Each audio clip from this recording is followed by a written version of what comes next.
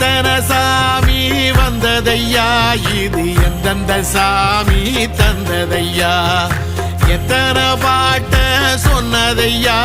அத சுத்துற பூமி கண்டதையா, அடிச்சு வீசும் காத்துலையும் அந்த தகப்பனாச